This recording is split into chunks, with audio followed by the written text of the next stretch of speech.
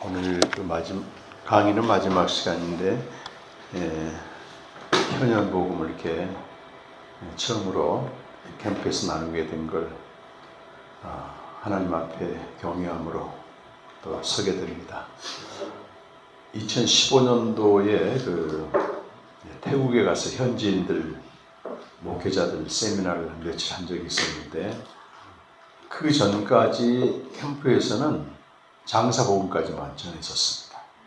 근데 원래는 마지막 태국에서 현지에서 강의를 장로님이 하게 되어 있는데 그 전날 저한테 이렇게 그래도 마지막 강의 목사님 하셔야 됩니다. 저한테 넘기더라고요. 그래서 이제 늘 해왔던 것 중에 하나를 하려고 했는데 갑자기 제안해서 부활에 대한 걸 좀 나눠야 되겠다는 생각이 들었었어요. 태국 현지에서.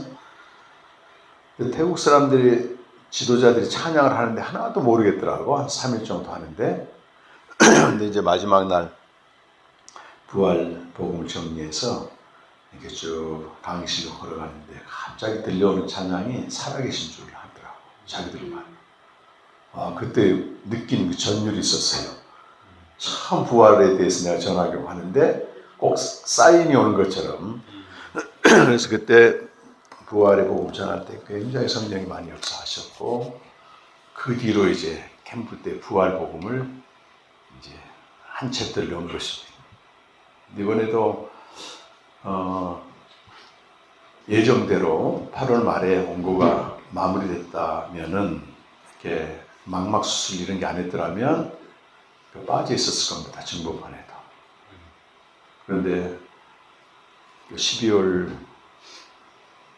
첫째 주 기장로교회에 이제 가서 이 본문으로 말씀을 전하게 된 거예요. 교회의 기원과 그 사명이 뭐냐, 그런 부분 나누게 되면서. 그래서 현현 쪽으로 쭉 가서 사도행전과 나누는데 쭉 3번, 제 안에는 3번 들었죠. 1부, 2부, 3부까지. 근데 듣고 오후에 이제 또 그 다음날 상경하면서 제 아내가 현현 복음이다 이게. 그래서 저한테 번쩍 빛이 들어와가지고 2차 수술 받기 전까지 도서관 가서 좀 정리를 좀 했습니다. 그래서 보니까 너무 좋더라고요. 왜냐하면 이렇게 복음을 전하면 내가 4가지 구원 사건이라고 하는데 물어본 사람도 있어요. 현현이 뭐냐? 내매하게 또 모호하게 대답을 했는데 좀 성경적으로 정리가 돼서 너무 감사하고요. 또 필요한 신학적인 논문들도 참고하게 되어서 감사하게 됐습니다. 고린도서 15장 3절에서 우리 5절까지가 우리 잘 알고 있는 그 메시아적 행위로서 복음이고 4가지 구원 사건입니다. 그래서 이 3가지 구원 사건이 그의 죽으심과 장사됨과 이 부활에 연합하면 새 생명으로 산다. 이건 기존에 계속 들었던 복음의 내용이고, 5절에서 8절까지 이 내용이 이제 현현인데, 사도 바울은 그 현현에 대한 복음을 전할 때는 자기 이야기 집어넣는 거거든요. 그 현현하신 그리스도를 보았던 명단도 들어가 있습니다.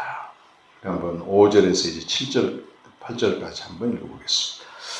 게바에게 보이시고 후에 12제자에게와 그 후에 500의 형제에게 일시에 보이셨나니 그 중에 지금까지 대다수는 살아있고 어떤 사람은 잠들었으며 그 후에 야고보에게 보이셨으며 그 후에 모든 사도에게와 맨 나중에 만삭되지 못하여 난 자 같은 내게도 보이셨느니라. 여기 5절부터 보면 보이시고, 6절 보이셨나니, 7절 야고보에게 보이셨으며, 또 마지막으로 내게도 보이셨느니라. 현현하신 거죠. 부활하신 그리스도가 이들 여러 계층의 사람들에게 보였다. 근데 이제 이런 얘기를 합니다. 예수님이 그 대제사장과 서기관들, 당시의 종교 지도자들과 최종적으로 빌라도에 의해서 십자가에 못 박혀 죽었잖아요. 그러면 부활을 의심하는 어떤 신학자가 이런 말을 했어요. 어떻게 부활이 사실이냐? 진짜 그분이 부활했다면은 자기를 십자가에 못 박은 대제사장들과 빌라도에 가서 너가 이렇게 살아났다 증명해야 될 게 아니냐. 그런 얘기를 합니다. 그런데 오늘 목록에도 나와 있고 예수님이 부활하셔서 나타나신 것은 모든 사람에게 나타난 게 아닙니다. 만약 예수님이 그런 빌라도나 자기를 못 박은 대제사장들에 나타났다면 예수님은 세상 나라를 이루시는 분이에요. 그는 세상 나라를 이루는 게 아니고 부활하신 다음에도 하나님 나라의 일을 선포하셨습니다. 사도행전 10장 40절에서 41절 말씀 한번 찾아보겠습니다. 사도행전 10장 40절과 41절 말씀. 베드로의 부활의 증인 중에 한 명인 베드로의 선포에 들어가 있습니다. 같이 한번 읽어보겠습니다. 40절 41절 시작. 하나님이 사흘 만에 다시 살리사 나타내시되 모든 백성에게 하신 것이 아니요 오직 미리 택하신 증인 곧 죽은 자 가운데서 부활하신 후 그를 모시고 음식을 먹은 우리에게 하시는 것이라. 이게 모든 사람에게 모든 백성에게 그분이 현현하신 게 아니고 택하신 증인이란 말이 나옵니다. 예수님이 현현하신 목적은 아까 15장 7절 이하도 나오지만은 증인 파송과 관련됩니다. 현현 복음을 한마디로 말하면 증인 파송과 그들에게 고난을 부여하는 것, 이 두 가지로 정의할 수 있겠습니다. 부활하신 예수님이 현현하신 내용은 그 공간복음과 요한복음에 전부 나오고 있습니다. 마태, 마가, 누가복음에 나오고 마태복음은 28장 18절 이하에 나오고 또 마가복음은 16장 9절에서 21절 말씀에 나오는데 마가복음의 현현 기사는 원래 훨씬 후대에 붙여진 거기 때문에 마가복음은 16장 8절로 끝나요. 그래서 거기는 현현 기사로 보지는 않습니다. 정통 신학자들. 그리고 누가복음이 제일 길게 나와요. 누가복음 24장 36절에서 53절까지 상당히 길게 나오고 있습니다. 요한복음에서는 20장 19절에서 23절까지 한 5절 나오는데 그 내용은 예수님이 성령을 주시고 그들에게 죄사함의 권한이 있다고 얘기하면서 너희가 그들의 죄를 용서하면 용서받을 것이고 용서하지 않으면 그들이 있을 것이라고 하는 권한을 줬는데 이 성령을 주시고 죄사함의 권한을 준 요 내용들은 누가복음에 아주 자세히 풀어서 나옵니다. 그래서 현현 기사를 다루는 이 신학자들은 이렇게 요한복음을 별도로 다루지 않고 누가복음 안에 다 포함되고 있습니다. 마태복음 28장 먼저 18절에서 20절 현현하신 그리스도께서 부활하셔서 현현하신 그리스도께서 제자들에게 이제 나타나십니다. 11제자가 갈릴리에 가서 예수께 지시하신 산을 배웠고 부활하신 예수를 만납니다. 18절에서 20절 말씀이 현현하신 그리스도가 이제 그 제자들에게 하신 말씀이에요. 같이 한번 잘 아시는 말씀이지만 읽어보겠습니다. 예수께서 나와 말씀하여 이르시되 하늘과 땅의 모든 권세를 내게 주셨으니 그러므로 너희는 가서 모든 족속을 민족을 제자로 삼아 아버지와 아들과 성령의 이름으로 세례를 베풀고 내가 너희에게 분부한 모든 것을 가르쳐 지키게 하라. 볼지어다 내가 세상 끝날까지 너희와 항상 함께 있으리라 하시니라. 그러니까 빌립보서 2장 우리 아까 읽었던 9절에서 11절까지 말씀은 예수님이 부활하신 다음에 하나님이 하늘에 있는 것들과 땅에 있는 자들과 땅 아래에 있는 모든 자들이 그의 이름에 무릎을 꿇는 모든 이름에 뛰어난 이름을 주셨는데 여기서는 하늘과 땅의 모든 권세를 그리스도께 주셨다는 것입니다. 지금 저 하늘의 영적인 세계도 그러고 중요한 건 땅의 모든 권세도 그리스도께 있는 거예요. 그 권세를 뭘 하느냐? 정치적인 군사적인 지배를 하는 게 아니고 모든 족속으로 제자 삼는 이 사명을 수행하는 이들과 함께 한다는 겁니다. 여기서 그 중요한 단어가 본동사가 하나거든요. 모든 족속을 제자 삼으라예요. 그러니까 우리가 이 성경을 좀 자세히 들여다봐야 될 게 뭐냐면 모든 족속을 구원해라 이게 아니라니까. 단순히 예수 믿어 구원받아가지고 교회 데려다 놔라 그게 아니고 예수님의 지상명령은 모든 족속을 뭐라고 되어 있어요? 제자 삼으라고. 제자 삼으라. 여기에 방점을 두는 겁니다. 그러니까 교회가 구원의 방주처럼 막 사람들 모으게 해놓고 제자 삼지 않으면 예수님의 지상명령과는 아무런 상관이 없습니다. 모든 민족을 구원해라 게 아니고 제자 삼으라. 제자 삼는 내용은 세 가지. 일단 가야 되고, 두 번째가 이거 중요해요. 아버지와 아들과 성령의 이름으로 세례. 세례는 이 성경이 기록될 당시에 세례는 연합을 말해요. 연합. 아버지와 아들과 성령과 연합한단 말이 무슨 말이겠어요? 삼위 하나님 안에 들어간다는 것입니다. 생명을 얘기해요. 생명. 요한복음에서 자세히 다루고 있고, 영생의 현재성은 성령 안에서 아들 안에 거하고 아버지 안에 거하는 실제입니다. 이것이 이제 임마누엘과도 관련돼요. 하나님과 분리된 지존이 복음을 통해서 생명을 얻고 삼위 하나님의 연합 안에 거하는 것. 그것이 우리의 영적인 주소입니다. 이번에 그 한병철 교수가 새로 낸 관조하는 삶에서도요, 행위하기를 그치라고 말해요. 그리고 이 시대 우리가 유일한 안식처는 자연이라고 말합니다. 자연. 하이데커도 후기 하이데커 가게 되면은 처해 있음의 인생이 계속 불안에 기분 잡혀 있는 처소를 찾지 못한. 처소가 어디냐면 거기도 자연이에요. 자연. 그러니까 지금 이 시대는 뭔가 내가 안식할 곳을 찾고 있는 시대가 맞고, 아무런 말세에 가면 갈수록 우리 영혼이 거해야 될 주소를 찾는 것입니다. 뭐 초월의 세계, 영원, 심층정변화 이런 불교도 가 있습니다. 이 땅에서는 안식처가 없다고 하는 것은 거의 대부분의 종교와 철학과 과학에서 다 인정하는 거예요. 근데 우리가 진정으로 쳐야 될 곳이 어디예요? 어제 아이에카 그랬잖아. 아이에카. 부메랑 원리. 우리가 거기서 나왔기 때문에 그리로 가야만이 참된 안식이 있어. 부메랑은 던져진 자에게 다시 던지는 거잖아요.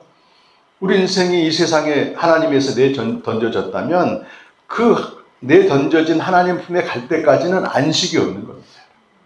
어거스틴이 유명한 말 했잖아요. 우리는 하나님 품에 들어가도록 지음받을 존재고 거기 들어가기까지는 진정한 안식이 없습니다. 자본주의 시대에 돈을 많이 벌고 권력을 얻고, 근데 그런 사람들 보십시오. 어떻게 살고 있나. 불안과 두려움에 떠는 거예요. 언제 어떻게 미끄러질지 모르기 때문에 모든 순한 방법을 동원해서 방탄을 하잖아요. 아주 상식이야. 그런데도 사람들은 몰라. 이렇게 자기 삶에 매몰되어 있기 때문에. 숲을 보려면 숲 밖에 나와야 되는데, 그런 정치 현실 보고 뭐 우리 믿는 자들 책임도 크고 기도할 수밖에 없고 하나님이 통치하고 있다고 하는 확신은 있죠. 우리가 풀의 꽃처럼 사그러집니다. 거기에 너무 마음 뺏기지 말고. 그리고 세 번째가 내가 너에게 분부한 모든 것을 가르쳐 지키게 하라. 특히 마태복음은 가르침의 복음이라고요. 이 산상수훈 같은 게 대표적으로 하나님의 사랑을 입은 우리가 어떻게 살아야 될 것인가. 산상수훈은 뭐 해라의 명령이 아니고 출발부터 이렇게 축원합니다. 복되도다 심령이 가난한 자들이여 너희 하나님 나라가 너희에게 있도다 이렇게 출발하거든요. 이미 하나님의 자녀된 그들이 누리는 복에 대해서 선포해주고, 그 뒤에 대부분의 산상수훈의 명령은 딱 한 가지 사랑의 계명입니다. 사랑. 자기를 위해 살지 말고 형제를 위해서 내어주는, 그걸 우리가 이제 실천하는 거란 말이에요. 이거는 생명의 효력이 우리에게 나타나는 겁니다. 우리가 생명을 얻으면 생명의 교제를 하잖아요. 생명의 교제함이 있다. 오후에 잠깐 얘기하겠지만 독생자의 영광을 보는 거예요. 교제의 내용은 내가 말씀 깨닫고 이걸 적용해야지 이게 아니고 요한복음 17장 24절 항상 뒤에 우리 적어놓은 그 성구잖아요. 아버지는 내게 주신 자가 나 있는 곳에 나와 함께 있어 창세전부터 나를 사랑하시면 내게 주신 나의 영광을 보게 해달라고 하는 독생자의 영광의 내용이 사랑과 신실이에요. 인자와 신실. 호세 6장 6절에 있는 내가 제사를 원하지 않고 인애를 원하고 번제를 원하지 않고 하나님 아는 것을 원한다고 하는 생명의 교제의 효력은 생명의 교제는 하나님으로부터 값없이 받는 사랑과 신실함이고 효력은 뭐냐면 이게 나타나야 되는 거예요. 사랑. 멈춰버리면 안 됩니다. 하나님이 기회를 다해서 직장이면 직장, 또 학교면 학교, 가정주부면 주부로서 그분에게 받은 걸 흘러보내야 되는 거. 그래야 보이지 않습니다. 여러분. 매일 순환되는 거잖아요. 근데 그 구체적인 이게 의무가 아니고 규율이 아니고 산상수훈이 저절로 이루어진 게 그런 겁니다. 인식 주체와 행위 주체가 누구라고? 내 안에 사신 주님이 돼야 돼요. 주님이 돼야 됩니다. 이번에 이 캠프 통해서 저에게 제일 빛이 된 게 그 부분 같아요.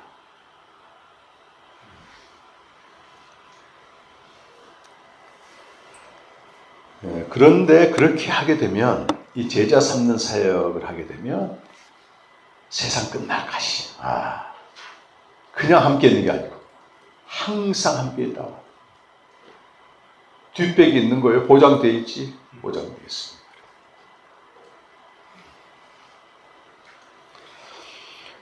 마태복음의 지상명령은 우리가 익히 알고 있고 아까 요한복음과 중첩되는 내용이 누가복음 24장 36절 이하 말씀입니다.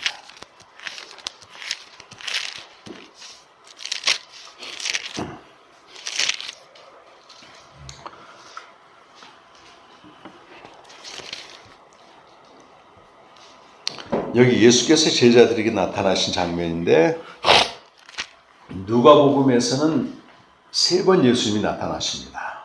요한복음도 그렇고 근데 제일 먼저 나타나신 장면이 13절에서 35절까지 엠마오로 내려가는 두 제자에게 나타난 장면이고 24장 34절 보면 이런 표현이 있어요. 제자들이 말하기를 주께서 과연 살아나시고 시몬에게 보이셨도다. 그러니까 엠마오로 내려간 두 제자에게 한번 나타나고 또 베드로에게 한번 나타나고 시몬 베드로 또 36절 이하 보게 되면은 모든 제자들에게 나타나는 것입니다. 3번 나타났는데 첫 번째 나타난 장면 13절에서 쭉 읽어보게 되면 예수님의 이제 십자가 사건이 일어나고 또 부활한 그 다음에 있었던 일입니다. 그 제자들 중 2사람이 예루살렘에서 엠마오로 내려가고 있었어요. 25일이면 한 10km쯤 되죠. 내려가고 있었는데 그 며칠 동안에 일어난 일을 막 얘기하고 있었다고. 근데 예수님이 그들과 함께 동행을 하는데 이 사람들이 예수님 몰라고 한다. 부활하신 예수님이 그들과 함께 하는데 예수님이 이렇게 물어봐요. 대체 뭔 얘기를 하느냐. 그랬더니 2사람 나눈 얘기가 무슨 얘기냐면 아니 며칠 전에 그 일어난 일 네가 모르냐 하면서 나사렛에서 난 예수라는 사람이 있었는데 그가 하는 일과 그가 하는 말씀을 보니까 야, 저 사람 진짜 우리가 기다리던 메시아다. 그리고 많은 사람들이 그에게 소망을 뒀다는 거예요. 근데 그들이 원하는 메시아는 왕적 메시아입니다. 다윗 왕처럼 이 세상을 평정하고 경제적인 부유와 사회적인 실현해주는 이런 메시아를 교육받았고 배웠기 때문에 그래서 모든 사람이 그걸 따라갔는데 어떻게 됐어? 십자가에서 무력하게 죽고 만 거예요.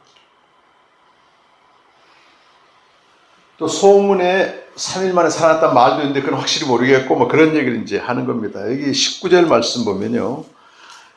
나사렛 예수의 일이니 이 말에 나사렛 예수의 일이니 이게 역사적 예수의 일을 말합니다. 우리가 이제 통상적으로 그는 하나님과 모든 백성 앞에서 말과 일에 능하신 선지자였다. 그런데 우리 제사장과 관리들이 사형에 넘겨 못 받고 말았다. 근데 그 다음 21절 보세요. 이 사람들이 그 예수에 대해서 어떤 생각 갖고 있어요? 우리는 이 사람이 이스라엘을 구원할 자라고 받았다. 근데 그게 좌절됐다는 거잖아요. 보통 야 저분이 우리의 메시아야. 저분이 우리의 소망이야. 저분이 우리의 왕이야. 그랬는데 딱 끝나버렸기 때문에 한때 소망을 두었던 그 사람 얼마나 허무하겠습니까? 그러고 가는 거지. 그때 예수님이 25절에 뭐라고 말하냐면 미련하고 이렇게 어리석고 선지자들이 말한 모든 것을 마음에 더디 믿는 자들이요 이렇게 얘기를 해.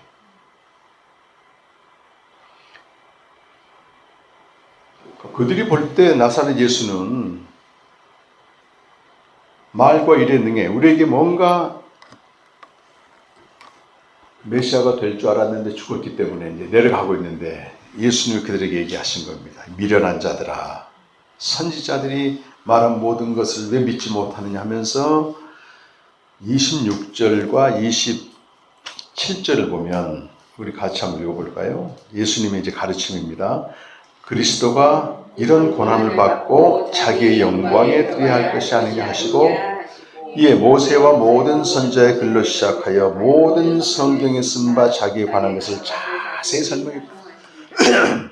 그러니까 여기서 모세의 글과 선지자의 글, 구약 성경이 말하는 그리스도에 대해서 자세히 알려주는 거예요.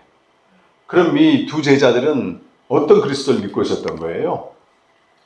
자기들이 원하는 그 이 땅에 인간의 인류한 그리스도를 철저히 믿고 있다가 절망한 겁니다.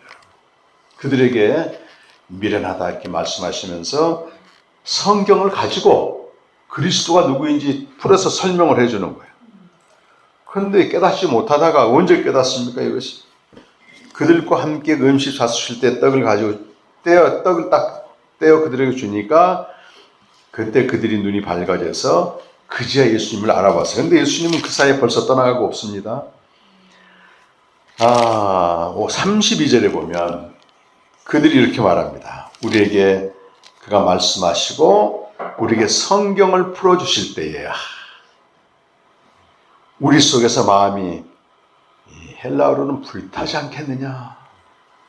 이미 성령이 임한 겁니다, 여러분. 우리가 철석까지 믿었던 인간의 윤리한 그리스도를 지금 믿고 있었는데 부활하신 예수님의 성경을 가지고 그리스도는 이런 고난과 죽음과 부활하신 알려줄 때 그들의 마음이 뜨거워졌다는 겁니다. 이거 어떻게 됐어요? 그 결과 낙심해서 엠마오로 내려갔다가 벌떡 일어나가지고 어떻게 돼? 그 불안과 두려움과 절망을 완전히 떨쳐버리고 제자들이 기다리고 있는 예루살렘에 다 반전입니다. 반전. 너무 멋있잖아요. 가봤더니 11 제자와 그들과 함께한 자들이 모여있는데 또 이 말에 주께서 말이지 시몬에게도 나타나신다. 35절에 두 사람이 길에서 된 일과 예수께서 떡을 떼심으로 자기들에게 알려주신 것을 말하더라. 네, 우리가 이번에도 여러 번 반복했지만 신앙생활 처음 시작하게 되면 성경이 증거하는 그리스도 잘 모릅니다. 목사인데도 저는 몰랐어요. 주로 역사적으로 그분이 활동했던 걸 가지고 그것을 다시 이 땅에서 재현하려고 하는 역사적 예수의 활동을 이 땅에서 실제화시키는 거기에 대해 관심이 많습니다. 예수님이 이런 일 하셨으니까 우리도 이런 일 해야 된다. 대부분의 목사들이 그래요. 그리고 우리는 예수님이 이런 사람 기도 들어줬기 때문에 우리도 기도하면 들어줄 것이다. 길 가다가 많은 사람들이 예수님 떠밀고 하는데 12년 혈병 걸린 여인이 방법이 없다가 저 옷자락만 만지면 낫겠다고 하는 간절한 마음으로 잡았어. 그랬더니 나음을 입었다. 여러분 예수님 앞에 나올 때는 이런 간절함으로 다 그렇게 합니다. 그래서 실제 어떤 문제 해결도 경험해요. 기도응답도 받습니다. 근데 더 이상 그게 반복되지 않을 때는 예수는 어떤 분이었냐면은 한때 소망을 뒀던 분으로 끝나는 거예요. 나도 옛날에 그렇게 믿었어 그러면서. 이런 사람의 특징은 성경이 증거하는 그리스도나 십자가와 부활의 사건에 대한 그 관심이 없습니다. 별로. 내 인생을 얻기 위해서 내 문제를 해결하는 게 중요한 거지, 십자가 얘기하면 부담부터 느끼는 거예요. 고난이 오기 때문에. 십자가 지라고 하니까. 그러니까 이런 만몬이 통치하는 만몬에 물든 이런 교회에서는요, 십자가, 고난, 복음, 원색적인 얘기 안 합니다. 잘 될 겁니다, 이거예요. 잘 될 겁니다.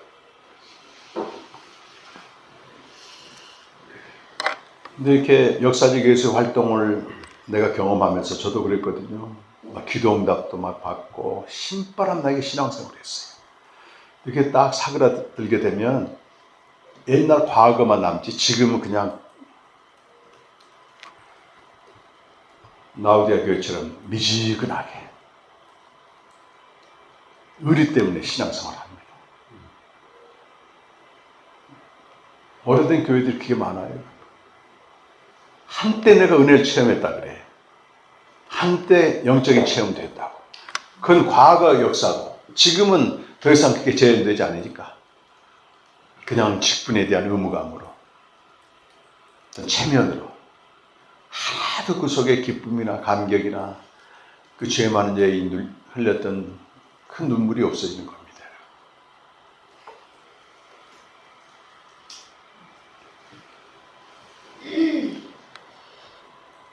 어리석은 자예요.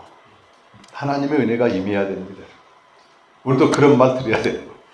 성경을 봐봐라, 성경을. 성경에서 그리스도가 누구인지 알아야 됩니다.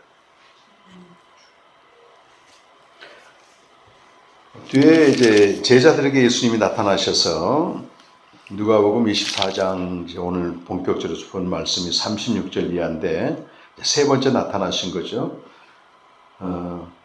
그리고 39절에 보면 부활의 증거를 보여주는 거죠. 영은 살과 뼈가 없으나 나는 너희와 보는 바가 있지 않느냐. 부활하신 몸을 이렇게 보여주시고, 이제 두 번째 무슨 일 하시냐면 이제 식사도 하시죠. 44절 우리가 좀 살펴봐야 될 게 44절에서 48절까지 말씀입니다. 우리가 함께 읽겠습니다. 시작. 또 이르시되 내가 너희와 함께 있을 때에 너희에게 말한 바 곧 모세의 율법과 선지자의 글과 시편에 나를 가리켜 기록된 모든 것이 이루어져야 하리라 한 말이 이것이라 하시고, 이에 그들의 마음을 열어 성경을 깨닫게 하시고, 또 이르시되 이같이 그리스도가 고난을 받고 제3일에 죽은 자 가운데서 살아날 것과 또 그의 이름으로 죄 사함을 받게 하는 회개가 예루살렘에서 시작하여 모든 족속에게 전파될 것이 기록되었으니 너희는 이 모든 일의 증인이라. 마지막 49절도 볼지어다 내가 내 아버지께서 약속하신 것을 너희에게 보내리니 너희는 위로부터 능력으로 입혀질 때까지 이 성에 머물라 하시니라. 이건 제자들 전부에게 하는 말씀입니다. 여기 모세 율법과 토라라고 하는 토라 선지자의 글 네비힘 히브리어 크투빔 타나크 이렇게 쓰거든요. 그래서 유대인들은 구약 성경을 부를 때 타나크 자음을 갖추 모세의 율법과 선지자의 글과 시편입니다. 그럼 예수님이 요 구약 성경 전체에서 나를 가리켜 기록한 말씀이 이루어질 것이다. 미리 다 얘기했다는 거예요. 미리 다 얘기했습니다. 누가복음이기 때문에 몇 군데만 좀 보면 누가복음 이 부분 얘기하는 것이 9장 22절 44절이 첫 번째 얘기고 두 번째가 17장 25절이고 우리가 같이 한번 찾아볼 부분이 18장 31절과 32절인데요. 앞에 좀 가보면 18장 31절과 32절 우리 34절까지 한번 읽어보겠습니다. 세 번째 순환예고라고 보통 얘기합니다. 메시아 그리스도의 계시거든요. 이게 제자들은 딴 생각하고 따라가고 있는 거예요. 저분이 예루살렘 왕 되겠지 다윗처럼 따라가고 있는데 세 번에 걸쳐서 예수님이 성경, 타나크, 구약 성경이 증거하는 그리스도의 길에 대해서 이미 다 말씀하셨다고 하는 거예요. 31절에 34절까지 같이 한번 읽어보겠습니다. 예수께서 12제자를 데리시고 이르시되 보라 우리가 예루살렘으로 올라가노니 선지자들을 통하여 기록된 모든 것이 인자에게 이루어지리라. 내용은 인자가 이방인들에게 넘겨져 희롱을 당하고 능욕을 당하고 침뱉음을 당하겠으며 그들은 채찍질하고 그를 죽일 것이나 그는 3일 만에 살아나리라 하시되 그렇게 이제 예고를 하신 거잖아요. 그러니까 예수님이 지금 그 그리스도의 길 메시아 여기서 고하신 것은 그 앞에 31절에 선지자들 통해 기록된 모든 것이 성경이 증거한 그대로 자기는 그리스도의 길 가시겠다고 지금 얘기했잖아요. 근데 34절 이렇게 읽어봐 시작. 제자들이 이것을 하나도 깨닫지 못하였으니 그 말씀이 감추어졌으므로 그들이 그 이르신 바를 알지 못했다. 그러니까 깨달을 수가 없어. 왜? 그 말씀이 감춰져 있는 거예요.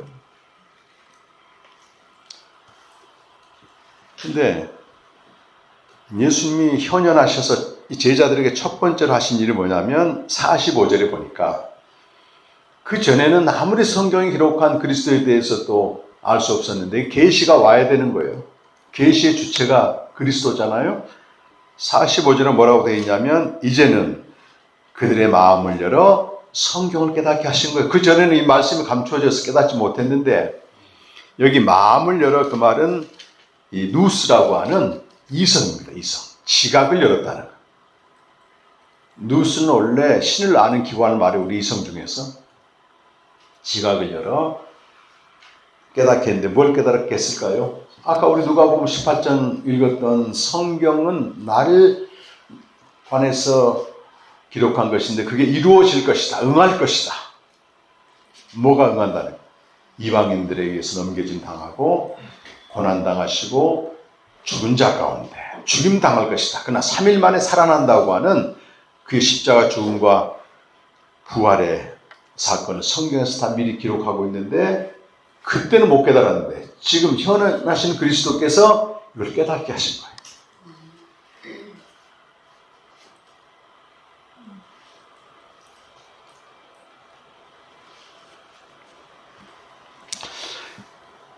현현하신 그리스도가 하신 첫 번째 일은 그리스도를 바르게 알게 하신 겁니다. 그 전에 우리가 그리스도 했지만 베드로를 비롯한 제자들은 인간의 일을 위한 그리스도로 철석같이 믿고 따른 거예요. 근데 베드로 같은 경우는 깨닫지는 못했기 때문에 물론 그랬겠죠. 예수님이 그리스도 고백을 했지만은 나는 성경대로 고난당하고 죽은 자 가운데 3일 만에 살아날 것이다. 예루살렘 가면 너희가 원하는 대로 왕이 되는 게 아니고 그러니까 베드로가 예수를 공격했잖아요. 마가복음 8장 27절 보면. 깨닫지 못하니까 공격하는 거예요. 깨닫지. 진리를 깨닫지 못하면 가만히 있으면 되는데 공격합니다. 그 어려운 얘기 하지 말라는 거예요. 어려운 얘기 하지 마.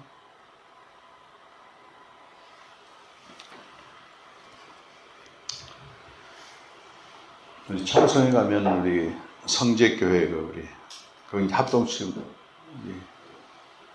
목사님이신데 남풍우 목사님이라고.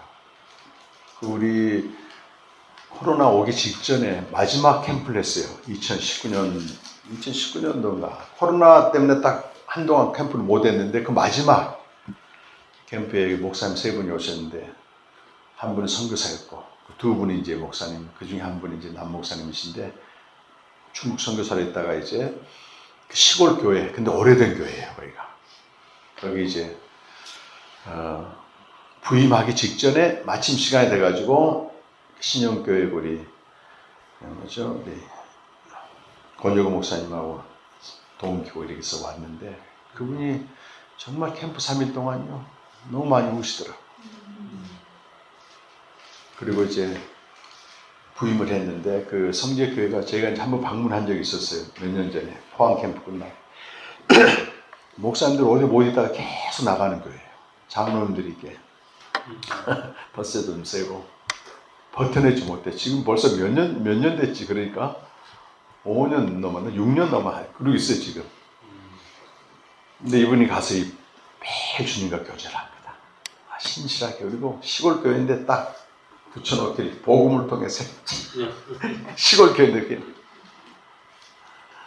그때 왔을 때 그 목사님 그런 얘기 하시더라고요. 처음 왔을 때는 성도들이 복음에 대한 메시지를 못 받아들인 거예요.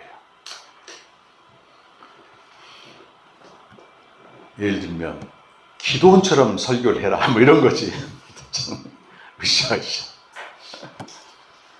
근데 정말 이 목사님 부부가 거긴 거의 70대가 주로고 자기가 제일 젊어요.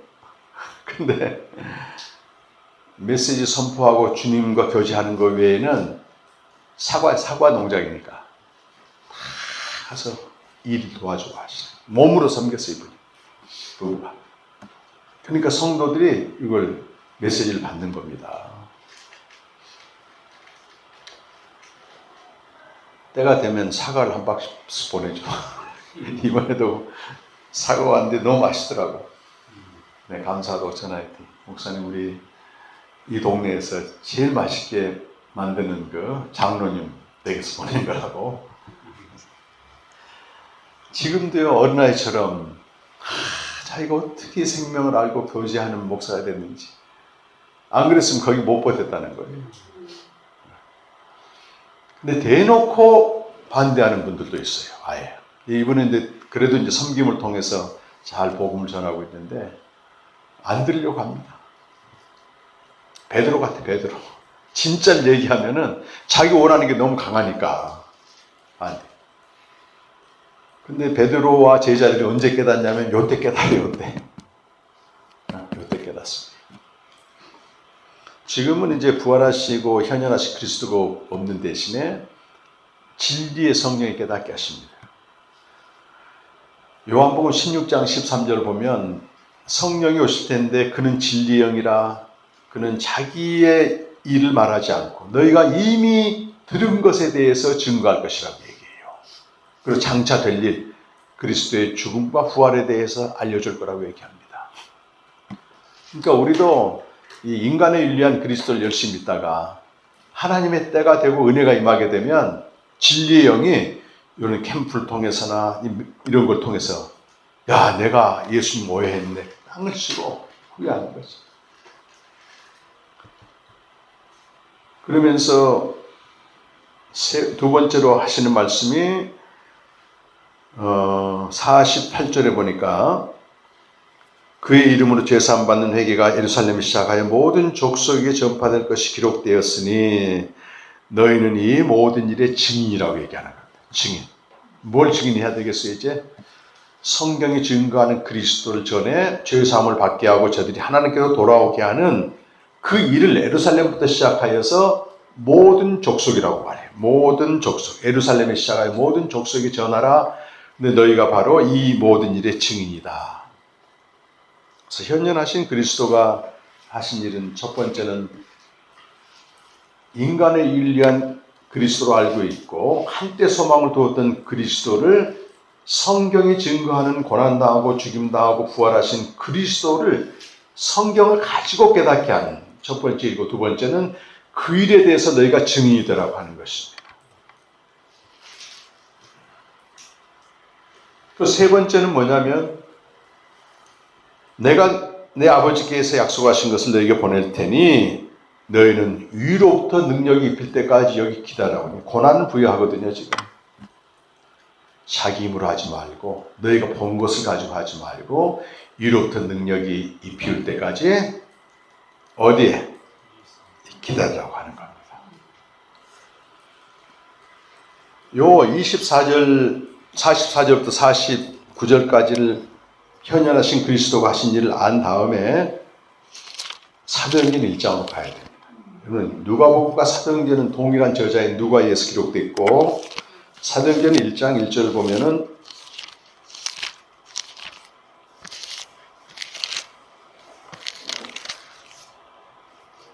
데오빌로에 내가 먼저 쓴 글에는, 먼저 쓴 글이 뭐예요? 누가복음이에요. 거기에는 뭘 적었다는 거? 예수께서 행하시며 가르치시기 시작하신부터 택하신 사도들에게 성령으로 명하시고 승천하신 날까지 일을 기록했다. 그러면서 그 40일 동안 부활하셔서 나타나신 그때 내용을 3절에 보면은 요약을 합니다. 40일 동안 하나님 나라의 일을 말씀하시고, 4절에 보면 다시 이제 24절, 누가복음 24장 그 내용을 다시 요약을 하는데, 너희가 예루살렘을 떠나지 말고 내게서 들은 바 아버지께서 약속하신 것을 기다려. 아까 우리 읽었었죠. 누가복음 24장 49절에 아버지께서 약속하신 게 뭐였죠? 위로부터 내려오는 능력이라고, 그게. 그러면서 5절에 요한은 물로 세를 펴서 너희는 몇 날이 못 되어 뭘 받는다? 성령. 위로부터 내려오는 능력이 이제 밝혀졌죠. 성령의 권능을 말합니다. 권능. 1장 8절에서는 권능이라고 말하고, 그 6절에 보면 이스라엘 나라 회복할 때면 이때입니까? 했더니 예수님이 시기는 너희가 알 바 아니요. 그리고 8절에 이렇게 말씀하세요. 같이 읽어보겠습니다. 오직 성령이 너희에게 임하시면 너희가 권능을 받고 예루살렘과 온 유대와 사마리아와 땅끝까지 이르러 내 증인 되리라 하시니라. 여러분, 이것을 누가복음 24장과 비교해서 읽어보세요. 오직 성령이 임하시면 이건 뭐죠? 위로부터 능력이 임하면 이런 뜻이에요. 그리고 권능을 받고 여기 예루살렘과 온 유대와 사마리아 땅까지는 아까 누가복음에 뭐라고 되어 있습니까? 예루살렘에 시작하여 모든 족속에게 이렇게 돼요. 그 여기 내 증인이 되라는 아까 누가복음에 뭐라고 되어 있어요? 이것이 키워드입니다, 사실은. 이 일의 증인이 되라는 겁니다. 이 일의 증인. 이 일이 뭡니까, 여러분? 성경에서 증거한 그리스도. 성경이 증거한 대로 그리스도는 고난당하고 죽임당해 그걸 듣는 자마다 죄의 사함을 얻어 회개 하나님께 돌아오는 이 내용을 전하라는 거예요. 그러니까 우리가 누가복음의 내용을 간구하고 이 내용만 있게 되면 사람들이 예수의 증인 된다고 다 얘기합니다. 권능 받고 전도해서 예수님 믿게 된다. 이렇게만 얘기하지. 아까 마태복음에서도 모든 족속에게 제자 삼으라고 명령한 거라고, 사실은. 성경이 증거하는 그리스도를 전하는 그 일의 증인이 되라는 거예요.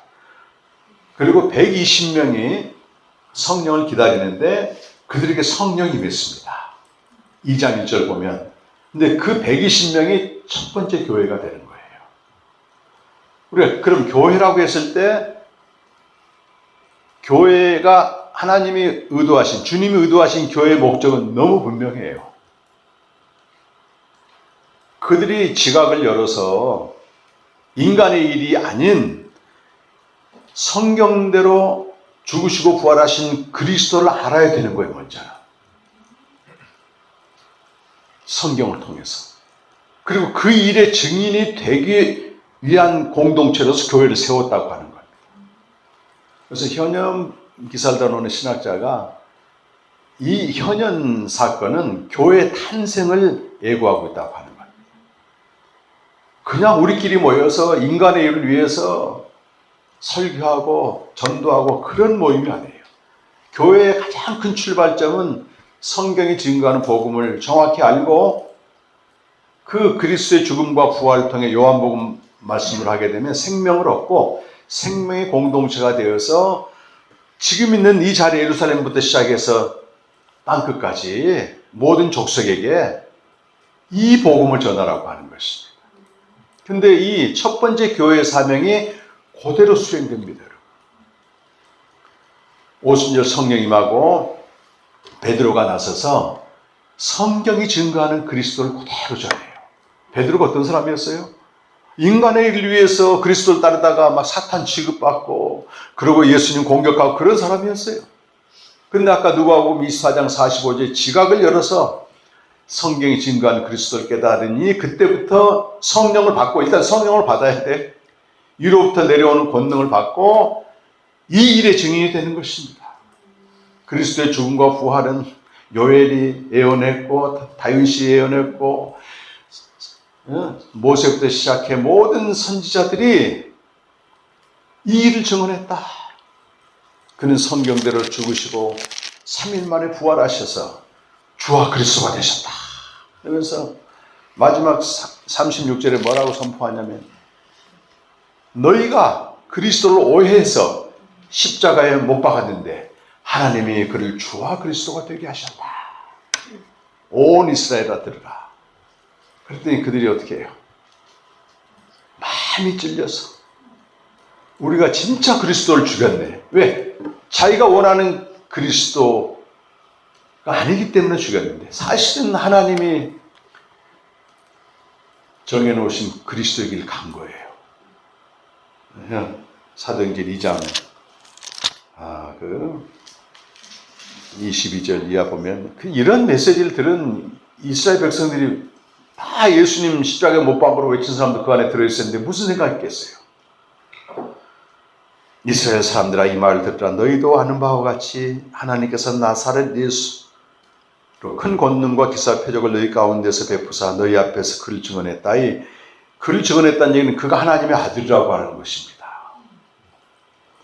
그리고 23절 보면 그리스도 그가 하나님이 정하신 뜻과 미리 아신 대로 내어준 바 되었고 그런데 너희가 어떻게 했다는 거예요?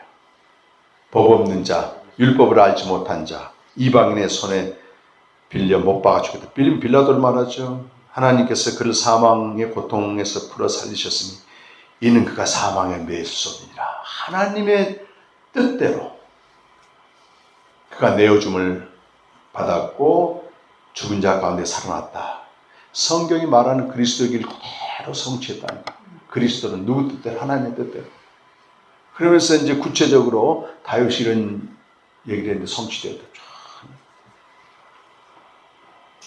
성령이 역사하니까 36절에 정말 이들이 너희가 십자가에 못 박은 예수를 그들이 이 말을 듣고 마음에 찔려 베드로와 다른 사도들에게 물어 이르되 형제들아 우리가 어찌할꼬 하니까 38절 39절 유명한 말씀을 하십니다. 그러니까 성경이 한 구절만 딱 따서 읽는 게 아니고 전체 맥락을 가지고 읽어보세요. 38절 39절 말씀 베드로가 이르되 너희가 회개하여 각각 예수 그리스도 이름으로 세례를 받고 죄 사함을 받으라. 그리하면 성령의 선물을 받으리니 이 약속은 너희와 너희 자녀와 모든 먼데 사람 곧 주 우리 하나님이 얼마든지 부르신 자들에게 하신 것이니라. 성경이 증거한 그리스도를 알지 못하고 자기가 원하는 그리스도가 아니기 때문에 예수 십자가에 못 박은 이것이 이 죄를 회개하라고 하는 것입니다. 회개의 본질은 뭐냐면 무슨 행위적인 회개는 아주 문제예요. 내가 그리스도를 오해한 내가 원하는 그리스도, 내가 원하는 예수를 계속 믿었던 걸 우리 처음부터 그렇게 믿거든 사실은. 이것이 예수를 십자가에 못 박은 죄라고 하는 심각한 각성. 다른 죄가 아니고. 당신이 예수를 십자가에 못 박은 죄인은 너 언제 십자가에 못 박아서 그게 아니고 말이지. 현장에 없는 사람들. 우리도 얼마든지 예수님을 내가 원하는 신으로 믿고 내가 원하는 그리스도로. 근데 그게요. 새벽마다 여러분 기도하고 부르짖는 거 보십시오. 여러분. 무엇 때문에 기도하는가 보라. 가련하지. 또 거기에 미혹당해서 이단에게 자기 영혼을 팔아넘기기도 하고. 그게 십자가에 못 박은 죄라고 하는 거예요. 그래서 이 죄를 회개하고 예수 그리스도로 세례를 받아라. 연합. 성령을 선물로 받는다는 얘기는 진리의 영, 생명의 영으로 생명을 얻는다는 얘기잖아요. 근데 그 뒤에 어떤 일이 벌어졌나 보십시오, 여러분. 40절, 41절 보니까 또 여러 말로 확증해 이 패여간 세대에서 구원을 받아. 패여간 세대가 어느 세대예요? 일반적으로 세상일 수도 있지만 여기 사도행전 본문에서는 여전히 예수님을 자기가 원하는 그리스도로 추종하면서 자기 마음에 들지 않으면 죽여버리는, 여기로부터 참 그리스도, 성경이 증거하는 그리스도를 알라, 구원받으라. 그랬더니 어떻게 돼요? 그 말을 받은 사람들이 세례를 받은 거예요.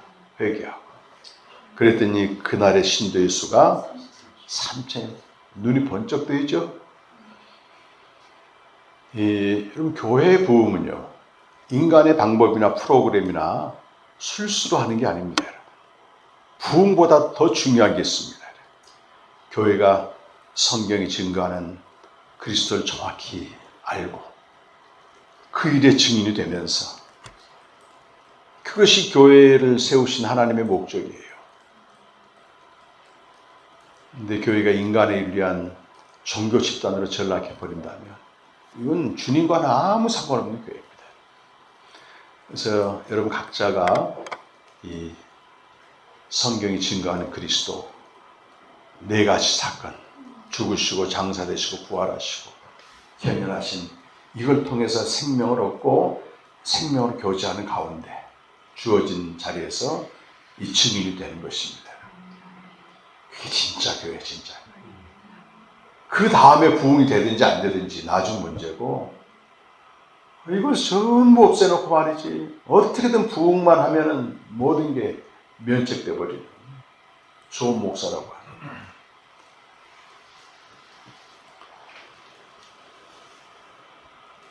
이 교회의 탄생의 기원과 그 사명이 나오고 있습니다. 이제는 성령을 통해 성경이 증거하는 그리스도를 알고 이제 그 일에 증인이 되는 우리 공동체가, 우리 교회가 그렇게 되기를 간절히 바랍니다.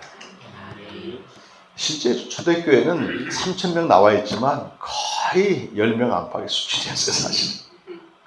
근데 교회가 이 본질적인 사명을 수행하지 않을 때는 반드시 어떻게 하나님이 박해와 고난을 줍니다.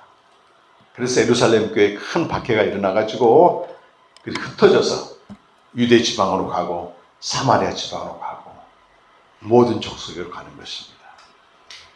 교회에 오는 시련과 박해는 본질, 기원, 사명이 뭔가를 계속 점검해야 돼요. 제가 기장로들 가서 메시지 했거든요. 단순히 우리끼리 어떤 파워게임에서 내가 이긴다 진다 이 문제가 아니에요. 이거는 보이지 않는 하나님이 개입하고 있는 거거든요. 그 교회를 사랑하시기 때문에 그런 거예요. 근데 이렇게 교회가 성경이 증거한 그리스도를 알고 그 안에 견고히 서서 문제 해결이나 인간의 일을 위한 교회가 아니고 생명의 교제를 해나가면서 공동체로 세워져 가고, 그렇게 되면 하늘과 땅에 있는 권세를 가신 그분이 함께 하신다니까요. 든든합니다. 이게 없이 그냥 당장 눈에 보이는 숫자 늘리기나. 그래서 키에르케고르가 당시에 그 덴마크 교회를 뭐라고 말하냐면, 교회가 숫자 늘리기 투기 사업체라는 거예요. 성경이 증거하는 그리스도나 성경이 증거하는 교회하고는 아무 상관이 없는, 그걸 공적 교회라고 말합니다. 당시 거의 99%가 날 때부터 그리스도인이었어요, 덴마크는. 그러니까 순간이라고 하는 잡지에서 얼마나 공격하는지 몰라요. 그러면서 완전히 왕따 당했을 거예요. 성경을 연구했어요, 개인적으로. 그것이 한 150년 후에 바르트를 통해서 피어납니다. 하나님과 우리 인간은 무한한 질적 차이가 있다, 그런 얘기예요. 우리 인간이 절망해서 도약하는 길은 그리스도 안에 가야 된다. 왜 우리 인간이 절망하는가? 하나님을 떠나있기 때문에 그런다. 그런 얘기를 다 적어놨다고.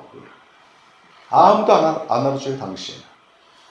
근데 그때 공적 교회에서 선포된 말들은 전부 쓰레기. 근데 그렇게 고민하면서 한자 적어놓은 것은 진리가 되어서 지금도 효력을 발생하고 있습니다. 외롭고 좁은 길이지만은 우리가 바르게, 교회도 그래요. 바르게 알고 바르게 믿고 바르게 가는 것이 천상에서 요한계시록 4장 보니까 나오죠. 24장로들이 전능하신 하나님을 찬양하고 그분의 보좌에 앉아서 24장로들이 보좌에 앉아있더라고. 그 보좌는 통치를 말하거든요. 하나님과 감히 통치할 수 있는 그 영광스러운 자리에 있잖아요. 그 참 교회를 말하는 겁니다. 인간의 일을 위한 교회는 조직화된 종교 집단입니다. 그 미혹되지 말고 초대교회는 몇 사람이지만 성경에 증거한 그리스도를 우리가 알았으니 이 일의 증인이 되면서 모든 족속에게 산 이 복음을 전하는. 그래서 저는요 이제 회사에 가는 게 왜 감사하냐면 우리 선교사님들은 그 뜨거운 마음으로 출정을 하는데 여기서 배운 한국 교육을 대부분 전한단 말이에요. 근데 목사 한 사람이면 교회 하나잖아요. 그들이 영향력이 굉장히 큽니다. 그래서 이번에도 차드에 110명, 세네갈에 50명 이렇게 현지 목회자 다는데 예를 들어 그들이 이런 교회의 기원이나 본질이나 사명을 알게 되면 달라질 거 아니겠어요. 그 이상한 인간의 일 위한 그 조직화된 재판되는 게 아니라니까요.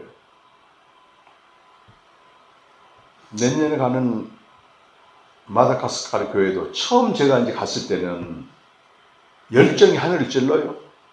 전부 땅의 일로 교회 부흥시켜놨어요. 그래도 오니까 제가 이 사도행전 2장 이 말씀 가지고 처음 메시지를 하면서 여러분이 전한 그리스도가 누구냐 말이지. 이 땅의 수호자, 고통당하니까 위로해준, 그렇게 해서 교회를 세워가는 겁니다. 그걸 회개하라 그랬어요. 정말 첫 번째 세미나였기 때문에 그냥 막 들었는데 뭐가 뭔지도 몰라서 잘 내년 가면 또 달라질 것입니다. 똑같은 메시지 할 거예요. 이런 메시지들. 시간이 갈수록 집중해서 들어요. 하나님이 일하시기 때문에. 정말 우리 한국교회가 이렇게 기원과 본질과 사명이 회복되길 정말 바라요. 근데 앞에 있는 거 다 지워놓고 3,000명이더라. 여기에만 눈동자가 돌아간다니까. 3,000명이더라. 앞에 중간에 싹 지워놓고 성령 받으면 3,000명이다. 이렇게 또 나와. 방언하면 3,000명이다. 네. 제가 이렇게 한국교회에서 목사가 되고 신앙을 가졌기 때문에 내가 먹던 물에 이렇게 침 뱉는 게 아니고 너무 사랑하기 때문에 그런 거예요. 우리 목사님들이 얼마나 일생을 주님께 바쳐요. 근데 잘못 알고 하게 되면 결국 책망만 받지. 나같이 형편없는 사람도 이런 복음을 알기 위해서 전하겠다면 그분들이야 당연히 주님이 하시면 하실 거 아니겠어요. 그 소망을 가지고 전하는 겁니다, 여러분. 그래서 인간적으로 보면 목사님들이 왜 왔다가 밥만 먹고 가냐 그게 아니고 요즘 이번에 그런 마음이 너무 많이 들어. 1시간이라도 듣고 한 게 너무 감사하다. 그걸 다 잔치를 배설해 준 우리 교회 측에 너무 감사한 거예요. 어쨌든 한마디로 듣고 가잖아요. 근데 들었던 말씀이 있기 때문에 성령께서 역사하는 겁니다.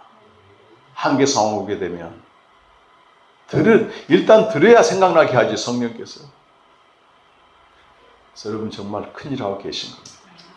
너무 참 감사하고 하나님께 영광 돌리고 자랑스럽고 그렇습니다. 일당 천이지 일당 만이지. 네, 우리 한번 기도하겠습니다. 오늘 현현하신 그리스도가 이 지각을 열어 내가 알고 있는 그리스도가 아닌 성경이 증거하는 그리스도, 지금 진리의 영으로 깨닫게 하십니다. 죽으시고 부활하심으로 우리에게 죄사함과 생명을 주시는 그리스도를 바르게 알고 나아가서 이 일에 땅끝까지 증인이 되는 것. 우리 힘으로 하는 게 아니고 성령의 권능으로, 그 권능, 위로부터 오는 권능으로 하는 것이, 이것이 우리 교회의 기원이고 교회 탄생의 배경이고, 이 목적이 아니고서는 교회가 존재할 이유가 없는 것입니다. 그래서 각 사람이 그리스도를 바르게 아는 것부터 시작되어야 되는 것입니다. 우리 교회가 또 우리 개인이 이런 그런 증인이 되는 삶을 살 수 있도록 해주시도록 다 함께 한번 기도하겠습니다.